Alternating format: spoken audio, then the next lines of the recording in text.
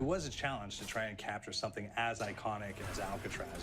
You know about this. This is arguably the most famous prison in the world, and now you're in it. Just the space, the physicality of it, because it's quite claustrophobic.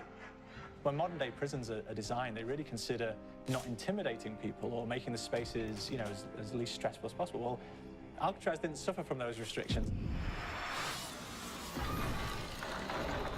They did the research, they went out, studied Alcatraz, not just from books or internet. They were actually there to feel the environment, so it really sets a mood that gets you a little spooked. Well, we kind of started with the base layout of Alcatraz. The entire island we ended up roughing out in kind of a white box form, and then figuring out what play spaces we wanted to use out of that, what would be the most interesting areas to play in, and the connections between spaces, and spaces that the public doesn't necessarily get to go into.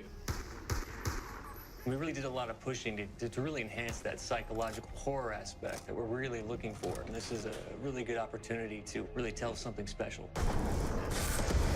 Like I got stuck right through the gates of hell! This time around, I feel like it's been identified that there are these side missions that you're going to go out and try to accomplish. Al and the rest of the groups put together this escape plan, but the point is to get the parts and assemble this plane so they can get off the island. We did something new for the first time. We have actually contextual music that goes off. So that's a first for zombies. And it's all based around this horror thriller aspect. Every location will have a specific stinger that you hear when you find it, when you discover it, when you start unraveling the story, we start building on the music that you're hearing, and it's really enhancing that experience and going along with it in parallel.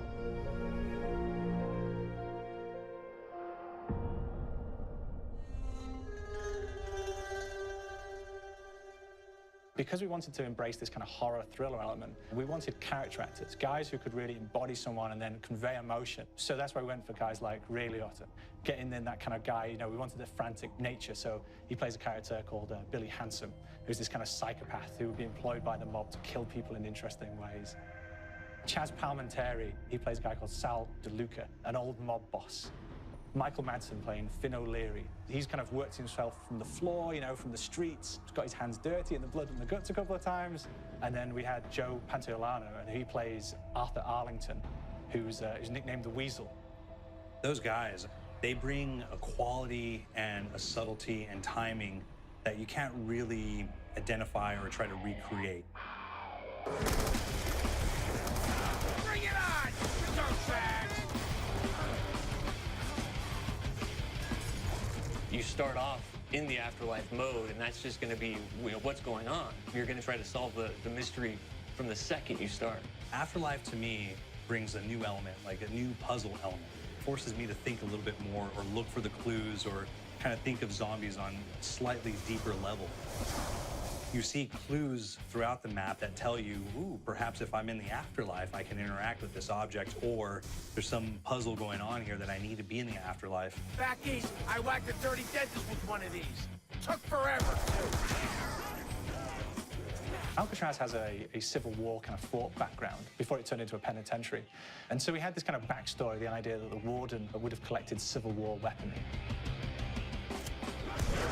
And one of them is a blundergat. It's a fictional weapon, but the idea of the combination between a blunderbuss and a Gatling gun. And possibly, there might be a way of upgrading it to a more fantastical weapon that the players may find. You all gotta go sometime? You just went now. There's one main zombie, one big zombie that's going to come through and wreak havoc on your life. He'll lock down the perk machine, he'll close down the box, so you have to pay to get that open again, so you don't want him to interfere with your process. Now's a good time to pick a fight. It's a fun challenge. It keeps things moving forward. In terms of perks, we have a new perk called Electric Cherry. When you reload, it gives a shock around, which scales over time. I was asking for increased ball. There's so much to experience in this map. Every time I play it, there's a new tactic to take, a new experience, a new objective to go for. But there's also this layer of things that we aren't exactly exposing to the players right off the bat and will need to be discovered. Don't let me go. Is it the calling we hear? We've got the undead in there, we've got these historical elements, and these fantastic actors all seem to be with peace with each other in this kind of same world. So It's magical, and our team is incredibly excited by it. This is the call.